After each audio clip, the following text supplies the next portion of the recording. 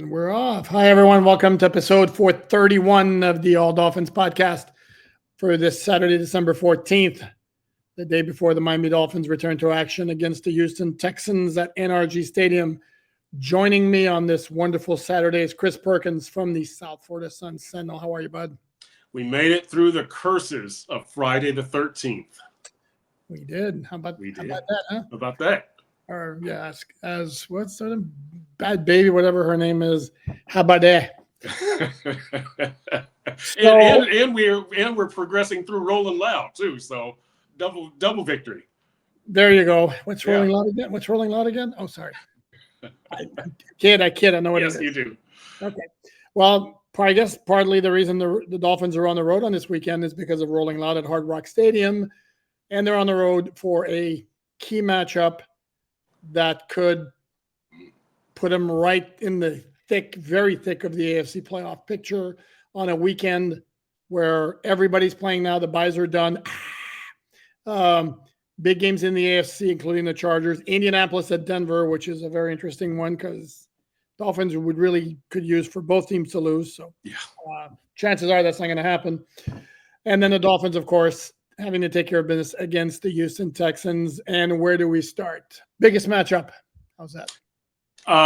Patrick Paul and whoever he's matched up against, right? Danielle Hunter or Will Anderson. Will Anderson Jr. Yeah, it took me a while.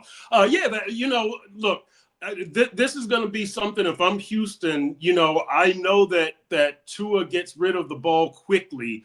So if I'm Houston, really, and this is going to sound ridiculous, I want to get a lead on the Dolphins. Who doesn't want to get a lead? But then if you make this team play from behind, if you make Tua have to take 5-step drops, if you make this team have to force the deep throw that isn't going to be there, and you have a pass rush and a secondary that feasts on interceptions, that's what you want to do if you're Houston. Isolate, get the lead, make the Dolphins even more one-dimensional than they are, and just go to work on that Patrick Paul matchup and hope you can force Tua into mistakes. Okay, you're completely wrong, but you're No, let's hear it. I mean, you got lots of options. Joe Mixon is there also. There you go. This is why I don't necessarily do matchups because, again, they don't change from game to game. But in terms of, I should say the keys to the game, for example. Okay. Yes. I'm of the opinion I think the Dolphins are going to be okay offensively. I'm expecting a repeat of the last couple of weeks. I think they're going to have success moving the ball because Houston's not a great defense. They play soft coverage, and I think Tua's going to have a lot of success. I can't believe it. What a jerk I am. He's going to have a lot of success throwing underneath. To me, the biggest key, I think, would be the interior of the Dolphins' offensive line against the defensive line, Zach Sealer, Calais Campbell, and the like, against the interior of the Houston offensive line, which is their weakness.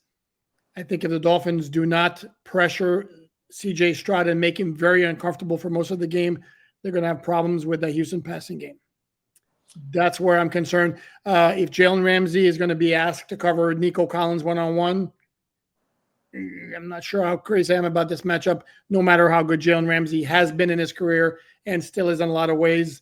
He kind of had a rough outing against Garrett Wilson, and Nico Collins is kind of in the same ballpark.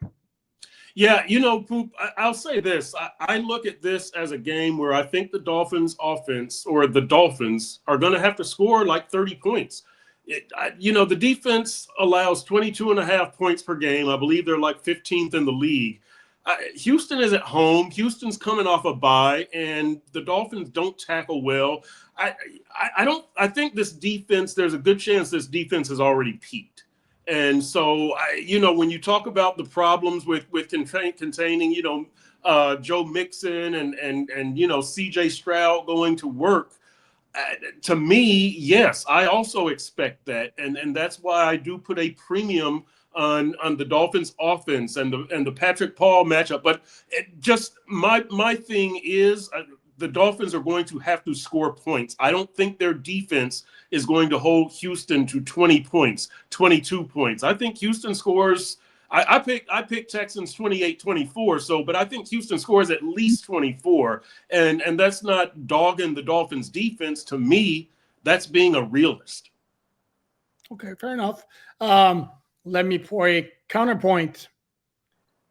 To me, the Dolphins' formula to win, they've beaten one team with a winning record so far this season. The LA Rams, if you remember that game, they won because of their defense. They did. On the road.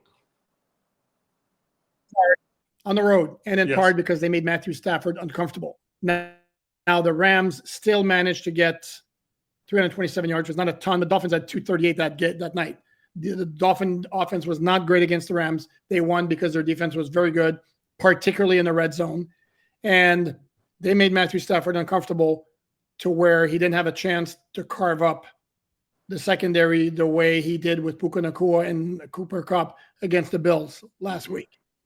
So I see the same kind of formula. Dolphins needing to take advantage of the Houston offensive line, which has been shaky. But for those who didn't get that, I was joking with Perk. It was Perk's position is just as valid as mine. To me, that's the way I see it. And I don't know that it's going to be that high scoring a game. I don't know. Maybe I'm straight because I don't see the Dolphins having great success running the ball because that's not who they are anymore. And it's like the blocking up front's not great. The running backs are not breaking a ton of tackles. Right. And I had a question, in fact, in the mailbag for Miami Dolphins on the side.com, which you can read there for free, asking why no shot. Asking why Devon Achan's yards per carry average dropped from 7.8 to its current 3.9. And my answer was, well, basically, first of all, it was 7.8 is crazy. Mm-hmm. And a lot of those things that happened in 2023 for the Dolphins, just not going to happen. Why? Because it doesn't happen. Like Raheem Mostert, 21 touchdowns. That's a once in a lifetime thing. And part of the issue with the running game right now, and that's something else we can discuss, blocking is not great. I don't see running backs breaking a whole lot of tackles or making defenders miss either. So I don't know that that's going to change anytime now when we get into December. Yeah, Poop, I don't think that, the running back thing is multi-tiered. I don't think that there's one succinct answer of, the interior offensive line, or there's not enough bulk, or they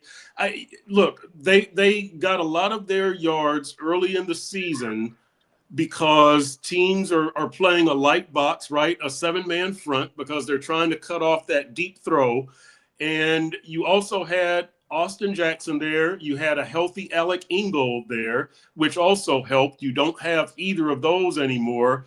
And then, the other thing is I just don't think that as far as the stats, you can expect the same thing because, look, the big plays aren't there. And right, with Achane, that 7.8, he had I've got to look to see how many 30-yard or more carries he had. Raheem Mostert, a lot of 30 and plus carries. I was talking about this with Marcel Louis-Jacques from ESPN today, and I had done a note on this earlier in the week. But, yeah, those explosive plays in the run game are not there. And so that was also a big part of the success of the run game. Why those have disappeared, I couldn't tell you, because they are running against light boxes. And they have had a better contingent of running backs this year with Achane and Mostert and Jalen Wright and Jeff Wilson than they had last year when they didn't have Jalen Wright. So I don't know. Honestly, there are a lot of things. There's just not one thing I can say. Again, interior offensive line or Achane is too small or what. It's a bunch of things with this run game. But Poop, if they could get the offense in sync, right, run game and this little short pass game and the penalties are down as they have been, this could be an offense that is always a threat to score 30 or more points, but they've got to get everything in sync, tight end and run all of that stuff. And if that happens this year, this could be a really solid offense. Yeah, and another key for me also is third down, which has really gone down the last 3 games. Yeah, they managed to win against New England. They managed to win against the Jets. They weren't able to beat Green Bay, and part of it, again, was they were 4 for 14 on third downs.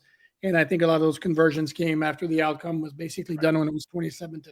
So they got to do better than that. But this is a matchup, again, as we've said it before, does not look the same as it looked when the schedule came out. And we were looking at that gauntlet at the end of the year, like, holy smokes, Green Bay, Jets at Houston, San Francisco, at Cleveland, at the Jets. Now, not only are like some of these teams not as good as they were supposed to be, San Francisco was like the wheels have come off, and you got a player basically saying, "You want me to go in the game? I'm sorry, no thanks." Right.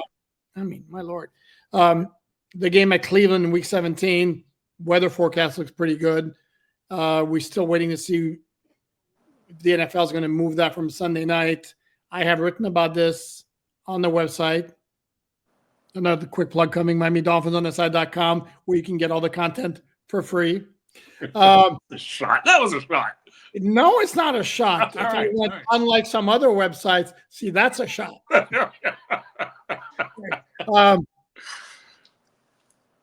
I'm not so sure anymore that when the schedule came out and the Browns season starting to go off the rails and the Dolphins were getting off the bad start, it was like, there's no way in hell they're keeping that game at Sunday night. And now you look at the schedule and the fact that some good inventory is already taken up by the Christmas Day games. That's 2 really good games there. There's a good Monday night game. Not a ton of great games that weekend. And I'm not 100% sure that Dolphins and Cleveland would not stay in that game, even though the temperature, I think, is going to be like in the low 30s or maybe high 20s. It's not going to be like horrible.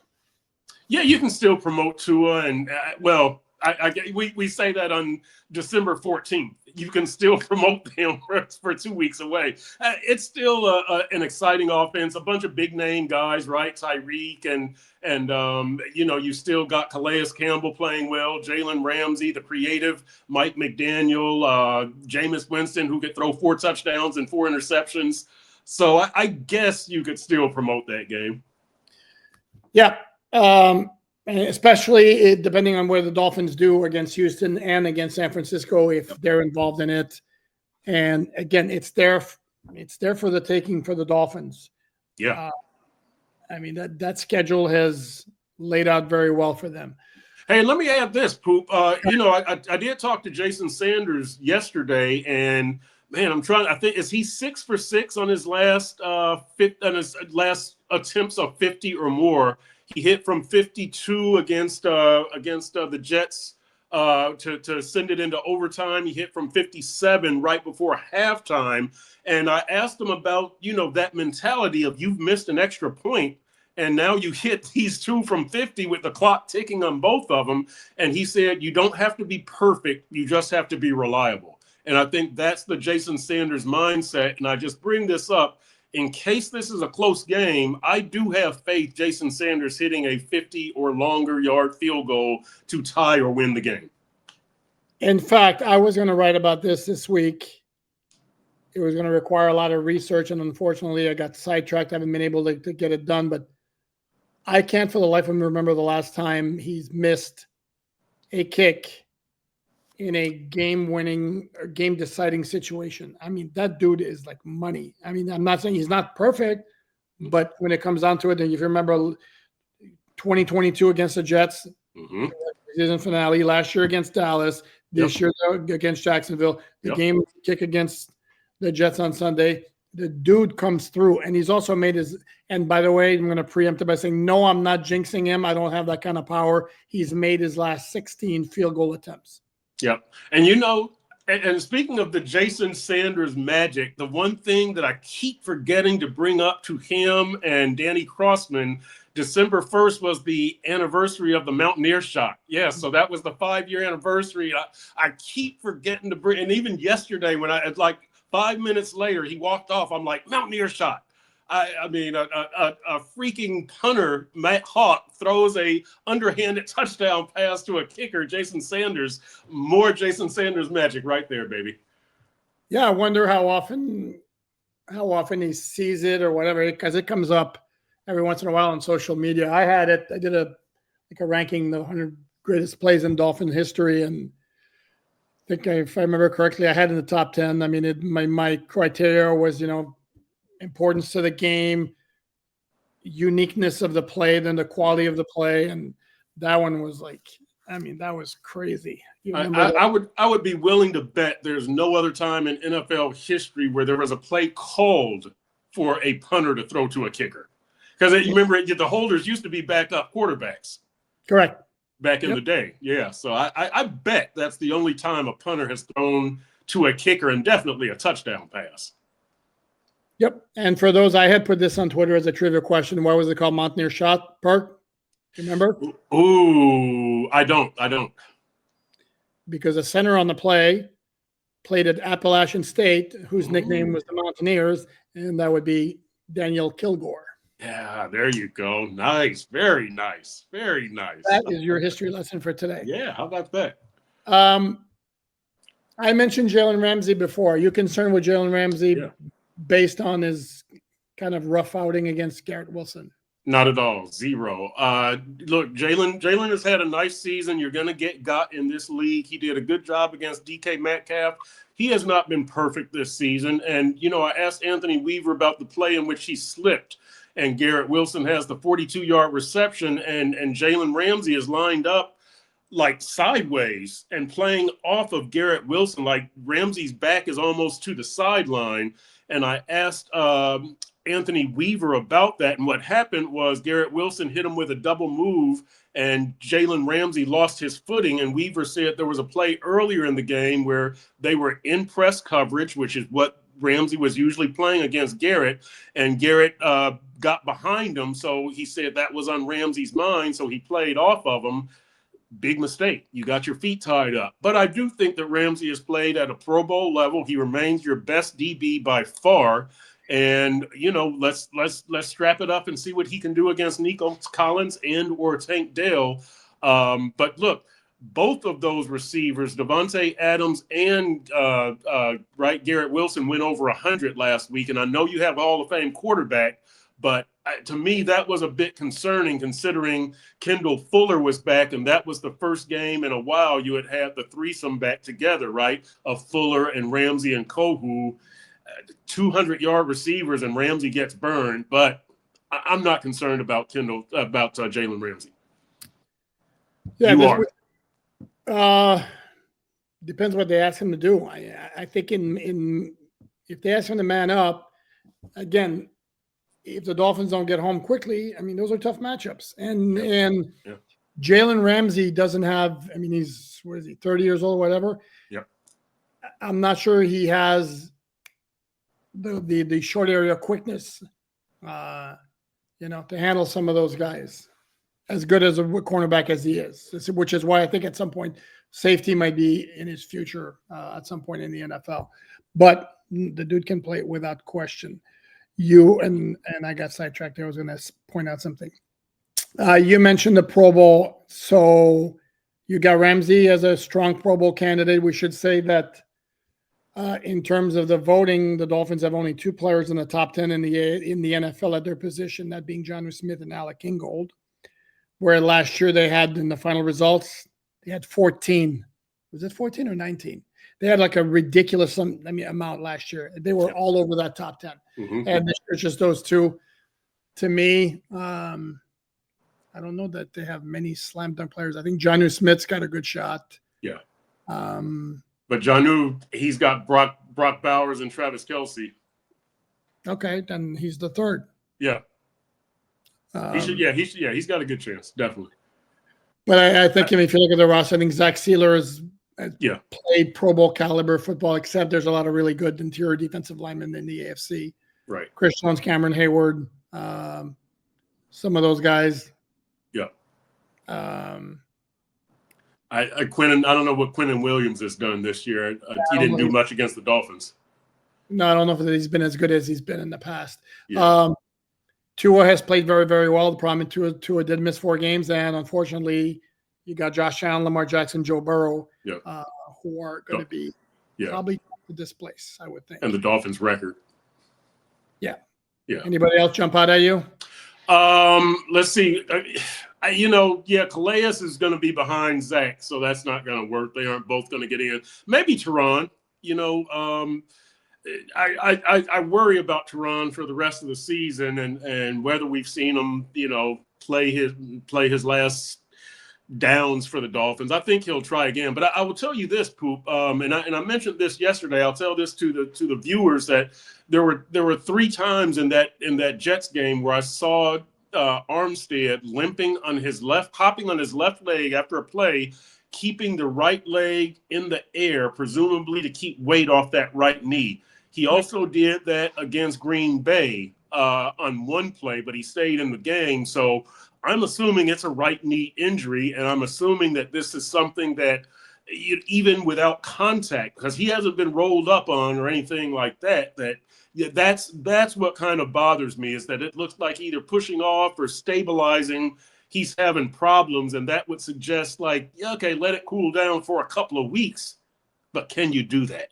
And so that, you get Bosa and you get Danielle Hunter and Will Anderson. That's kind of asking a lot. I mean, Bosa next week. Correct. And then you mentioned. And then Myles Garrett. And then, what's it, McDonald again. And Hassan Reddick, which they handled them very easily. Nothing, 0 quarterback hits by the Jets. Correct. Correct. Perk mentioned Teron Armstead as a Pro Bowl possibility, and I'm sure there's some of you guys going, what are you, crazy? He's been hurt. Do not underestimate the power of reputation when it comes to offensive linemen in the Pro Bowl. Yep. That's the thing. You mentioned Armstead. He's listed as doubtful on the final injury report of the week, which came out yesterday. Before practice, Mike McDaniel had said, quote unquote, little pessimistic about his availability for the game. So what we're kind of anticipating will be Patrick Paul at left tackle. D.S. Scridge was ruled out. We kind of knew that pretty much all along. And then the other injuries were pretty much on offense. The guys who are question marks, unless you count Bradley Chubb and Cameron Good, who were both back at practice after being on PUP. I said it before, I'm going to say it again. If you're a Dolphin fan, don't be disappointed if Bradley Chubb comes in the game, doesn't get 3 sacks in the game. I mean, dude hasn't played in almost a year. I think we need to be realistic in terms of what he could bring to the Dolphins. Anything he gives them in terms of a pass rush would be a bonus. Yeah, 100%. And I'll say this. I talked to Isaiah Wynn Thursday and, just asking him, how does it feel, blah, blah, blah. And he said, look, you're trying to amplify everything. There was no training camp. You're behind on the regular season. And he said, you're trying to simulate game conditions in practice, but it's very, very difficult. And so I say that just as people have talked about, Isaiah Wynn replacing Robert Jones. And of course, Isaiah Wynn, I asked him, if you had to play a start, could you do it? And he said, yeah, I can do whatever is required. But Isaiah Wynn even has a head start on Chubb, small head start, because Isaiah Wynn goes in there for extra point and field goals. So he's had some action, nothing from scrimmage. So just extrapolating, or that's not extrapolating, comparing that to Bradley Chubb's situation, Chubb is starting cold. And look, at edge rusher, you can kind of do your own thing, but it's a highly skilled position, a lot of torques, and that's a lot of activity. So as Poop said, don't expect 3 sacks. You would just hope that. Look, I would think if Chubb does play this season, and I hope that he does, you start him off at like 13 or 15 plays, then maybe he ramps up to 20. I don't know if he gets over 20 or 25 plays. And usually in a game, you're going to play 55, 60 defensive snaps. I would be very, very cautious with Chubb.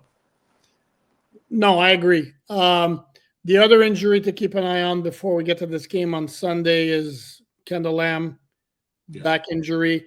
He practiced Friday on a limited basis. Indicated after the game he's going to give it a go. But it's a back injury, and if it flares up, and then if you look at the depth chart behind him, I think we're looking probably at Jackson Carman, former Cincinnati Bengals second-round pick, who by all indications was a massive disappointment there. Dolphins saw enough of him that after elevating him 3 times from the practice squad, they decided, well, we want to hang on to him, sign him to the 53 instead of just letting him go and signing somebody else to the practice squad who they could elevate. But I don't know that the Dolphins really want this to be the game where they have to rely on him, particularly going up against, I believe, unless I'm mistaken, Will Anderson lines up on the right side. He would be going up against Daniil Hunter on the left side of the defensive formation, which would not necessarily be an ideal matchup. No, Jackson Carman, again, he's another guy like Isaiah Wynn. He's in there on field goal and extra point. He's usually lined up around the right tackle position. If you want to find him, he's the guy with his hand on his face mask before every snap. Like his right hand, left hand on the ground, right hand on the face mask. Of course, you can also look for number 76. That would help also. But he's the guy with the right hand on the face mask. Before we wrap this up, we didn't get a chance to talk to you yesterday, Perk, the day of the big Odell Beckham Jr. news. Any quick thoughts about that whole situation? Yeah, it's not a huge loss on the field. It was a bad idea to sign him, especially if you knew that he was going to have to miss the first 4 games. Like, what's the point? What's the point? So, 9 receptions for 55 yards, who cares? It's just, and really $3 million, okay, that matters. But it's just the idea that you signed this guy, and especially if you knew he couldn't contribute for 4 weeks. The 30-somethings, Marcus May, 31, released. Shaq Barrett, 34, didn't even join, retired, asked to be reinstated, got the Matumbo finger wave, and now you have OBJ. Good thing Calais at 38 is working out, because Jordan Poyer at 33 is a little shaky also. Yeah, the batting average is not great. Not great. I count the number of players you mentioned, that's 1 for 5. And I'm no math major, but I think that's 200, and that doesn't get you in the Baseball Hall of Fame. So no. That's going to wrap it up. So, Perk, we feeling good about tomorrow?